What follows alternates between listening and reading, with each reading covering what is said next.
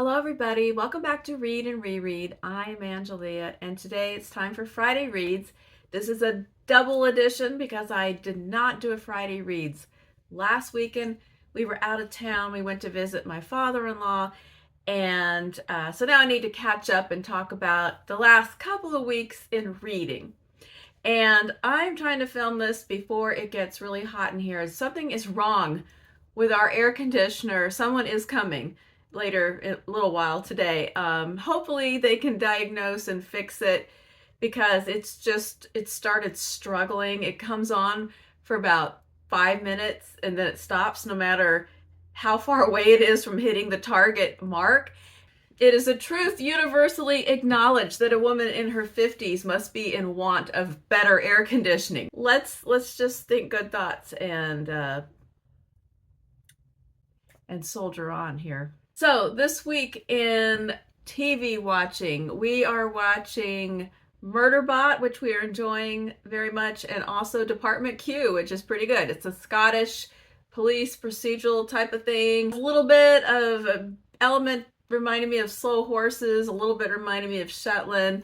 There's a guy who he's coming back to work after a incident where he and his partner and this other guy they went into a house where someone was dead and they were sort of ambushed. He's this real abrasive kind of guy. This is where it reminds me of Slow Horses. It's sort of a younger Jackson Lamb type of person.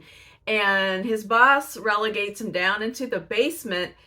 She doesn't invent this new department. The people above her invent the new department because they want the stats to come up, so they invent this cold case department, and she sticks him down there by himself in this basement that used to be like a bathroom or locker room. There's urinals and showers and stuff on the walls, and it's all gross. And he's gradually assembling this kind of ragtag team. There's a IT guy from Syria who's been trying to get a job in the department. He obviously has interesting backstories. He's actually my favorite character. And then there's a police officer, this woman who has been stuck on desk duty for a long time because of something that happened. And so anyway, they're trying to solve the case of a disappearance.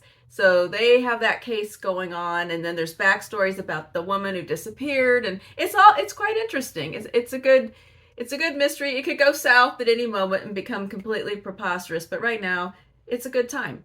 I want to fast forward right into the books because there's quite a few to talk about, and I don't want the video to be exceedingly long. So, first of all, 2 books that I finished that I mentioned last time 2 weeks ago that I was getting ready to finish, or not, maybe I was in the middle of them, I don't remember. But these 2, wait a minute. Actually, there's 4 that I finished, but the oldest 2, I am so disorganized here. All right, so we have Awakened by A.E. Osworth. This was a book that my daughter gave me for Mother's Day, and it was a really fun read. When I say it was a fun read, it wasn't fluffy or without any serious aspects, but it was just kind of a propulsive sort of a plot. It's about a person who lives in Brooklyn named Wilder, who is non-binary, and they wake up one day with the ability to understand all languages. They can speak, comprehend, read, write in any language, but it takes them a little while to figure out that this is happening. And one thing that I really liked in this book is, first of all, the first thing I really liked was the dedication, which says, "For everyone who feels betrayed," by J.K. Rowling. And then I'm telling this all out of order. All the characters in this story are trans. Although it's a fantasy, they're not in a fantasy world. I guess it's an urban fantasy. Most of the story takes place in Brooklyn and Manhattan. And so everybody else is right there in the world. They're just not in the story. And I kind of enjoyed that choice that Osworth made. So in this reality, certain number of people become awakened, and it usually happens in adulthood. And it's just like this. They don't know why, but certain people, one day they just wake up and they have some kind of power. So one person in the story can become invisible. Another person can go through these, can kind of create portals and travel and apparate from one place to another. They all just have a different power, and collectively this ends up being very useful. But what I really enjoyed was when Wilder wakes up and has this new magical power, they don't get all excited or celebrate or anything. They completely freak out and have a panic attack, which I think is pretty realistic. They're walking around on the streets and all of a sudden they realize that they can follow everybody's conversation everywhere, and they find themselves realizing that they themselves are speaking Japanese to this group of tourists who are trying to figure out some directions, and they just absolutely freak out, run back home, having a panic attack. And then right in the middle of all this, the other, they call themselves witches, but the other person who's supposed to be welcoming Wilder into the group and easing this discovery is the one who can apparate, and he just opens up like a rip in the universe and just appears in their bedroom. And so not helpful. So that just, the whole beginning part is a big, just a big screw up. But eventually Wilder does kind of warm up to joining the group, and they have to band together to fight an evil being that is an AI entity.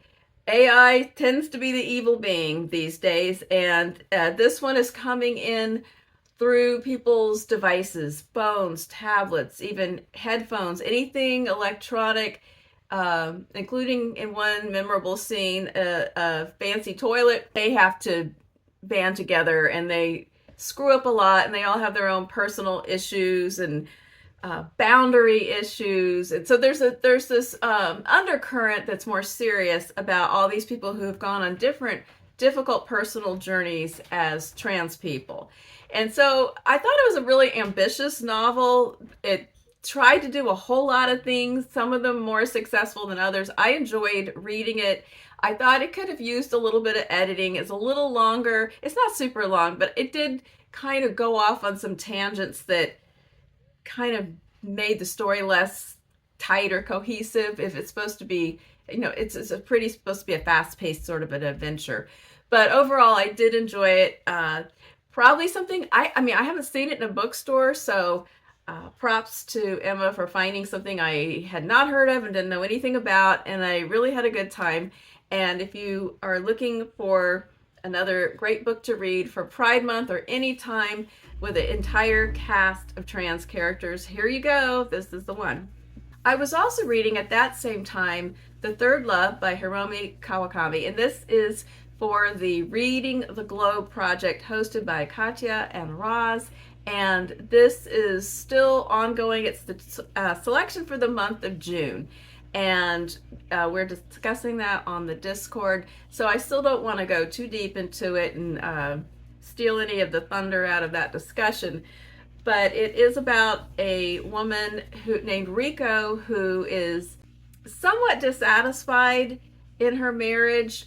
She has a husband who she has been in love with since she was a child, but he is not faithful. And she meets up with an old friend. When she was a kid, the school janitor befriended her, and she finds him again, oddly looking, not very aged, and he teaches her this capacity to live other lives in her dreams. And she lives some additional lives from the past, and she examines different types of love and relationships through these different time periods. And the thing that was interesting to me in here is that with the time travel, it's a little bit different than other books that I've read, where when she is in the dream and she's in the past, she's not completely that other person. She's herself and the other person simultaneously. So she can live that life and reflect on that life from her modern vantage point. So it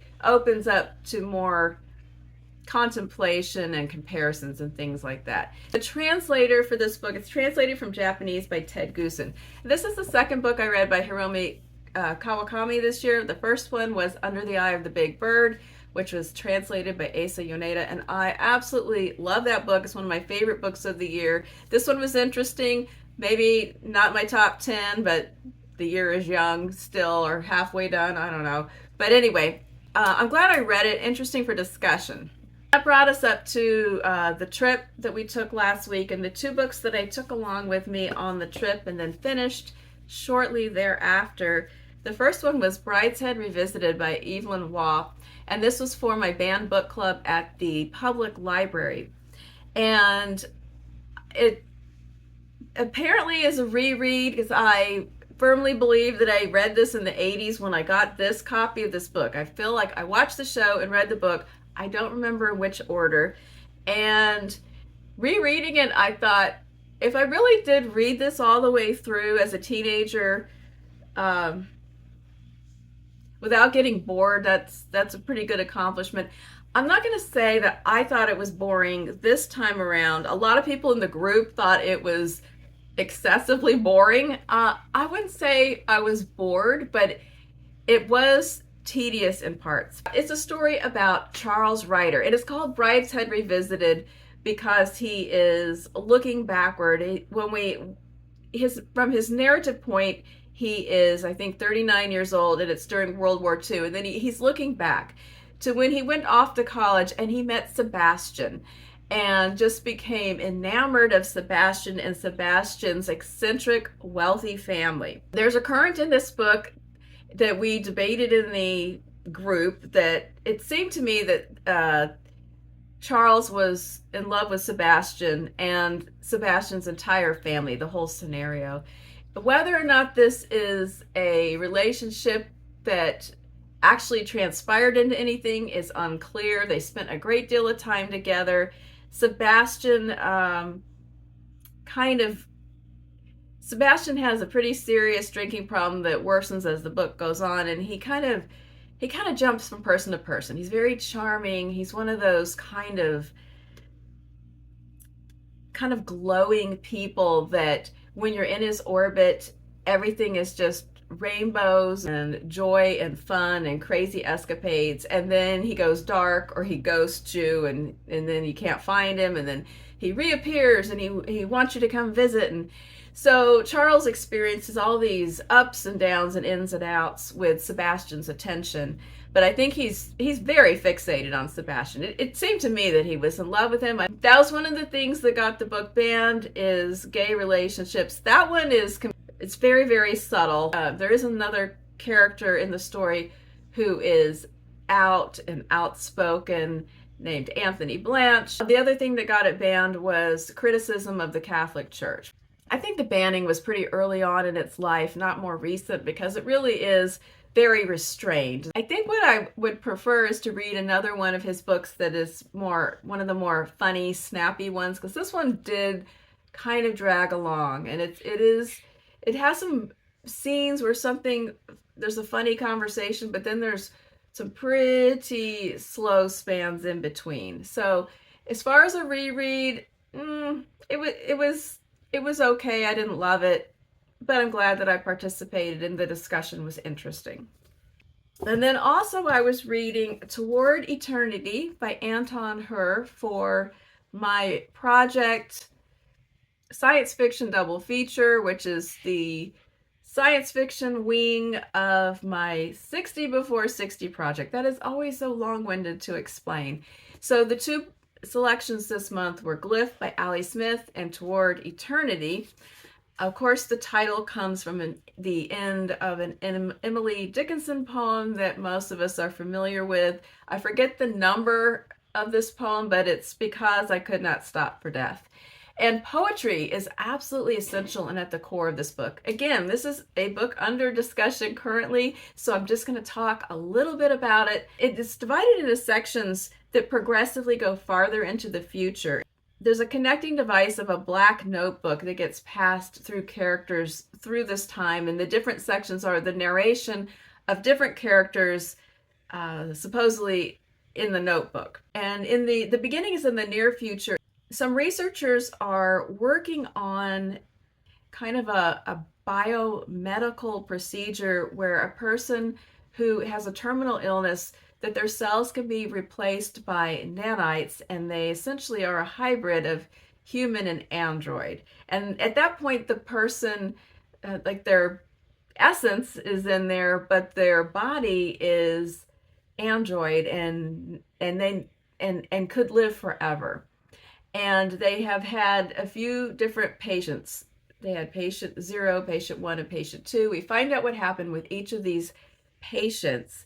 And at the very beginning of the book, patient 2, patient 1, anyway, a guy named Yong-hoon, he's one of the patients, and he disappears. They see on the footage he was there in the facility, and then he just vanishes. His clothes are in a pile, and then later he reappears, but he seems different.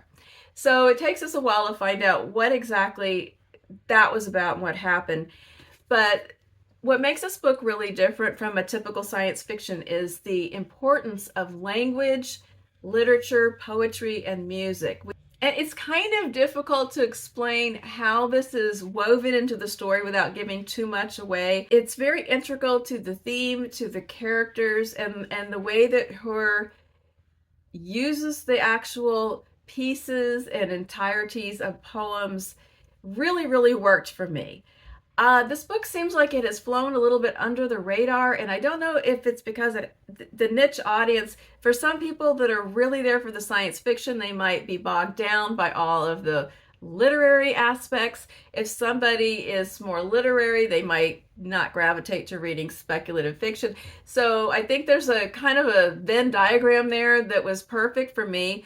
I really loved it. I'm still trying to figure out some stuff about the ending and decide how much I like the ending or not, but I thought it was a really great experience. It's not too long, and every poem that he chose to put in this book was a poem that I already love. So I feel like I could just sit with Anton and talk about poetry, if nothing else, and have a really good time. So that brings me to what I am currently reading. Well, believe it or not, I'm still reading Mary Oliver's Poetry Handbook. I know it seems like I have been reading this very short book for a very long time, but I did not take it with me on the trip. And also, it's deceptively full. It contains multitudes. And I find myself, I can only read a little bit at a time, and then I really want to think about what she is saying about different aspects of poetic forms. And then sometimes she includes a poem for reference, but other times she just refers to them, and then I feel like I want to stop and look up all those poems and read them and think about them in light of what she's saying. So it's not a fast process, and I'm not trying to make it a fast process. So I've come back. I took a intermission because I didn't take it traveling with me, and now I'm back, and there are some notes in the end, so I think I actually will be finishing this over the coming week. But in other ways, I'm never going to finish it because it's so useful, and I'm going to be referring to it and coming back around to it forever. It's just a gift that keeps on giving that my friend Michael sent to me in a care package not long ago that I did a whole video where I showed all the goodies that he sent me, and this was one of the treasures. And now I have started 2 novels since I came home, and they're both buddy reads.